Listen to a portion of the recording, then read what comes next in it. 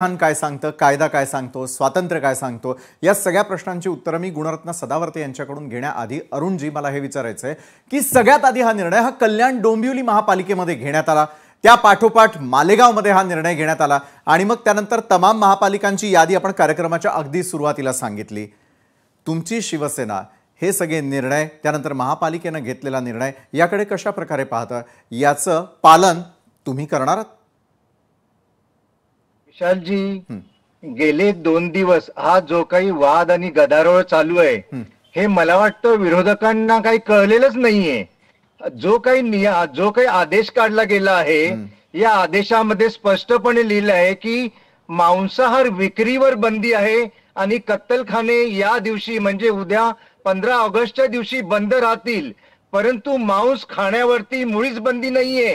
हा साधा हिशोब जर या महापंडित प्रवक्त्यांना आणि विरोधकांच्या नेत्यांना कळत नसेल तर आश्चर्य आहे। महाराष्ट्राच्या जनतेला हे मूर्ख बनवण्याचं काम या विरोधकांमार्फत चालू आहे।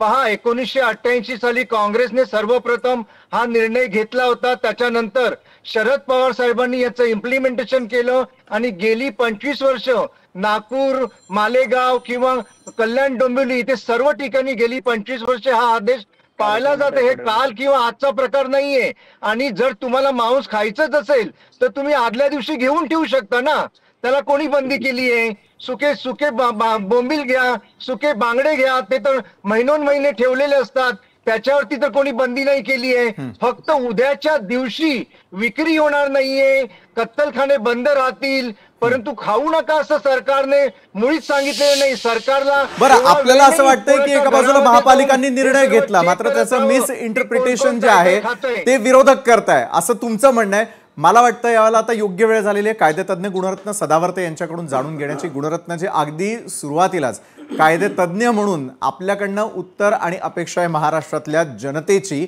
मला सांगा, 1988 साली काय घडलं, त्याचं इम्प्लिमेंटेशन कशा प्रकारे झालं आणि महापालिकेनं एरवी श्रद्धेच्या नावाखाली किंवा सणवारांच्या वेळेला घेतलेला निर्णय आणि आता अचानकपणे स्वातंत्र्य दिनी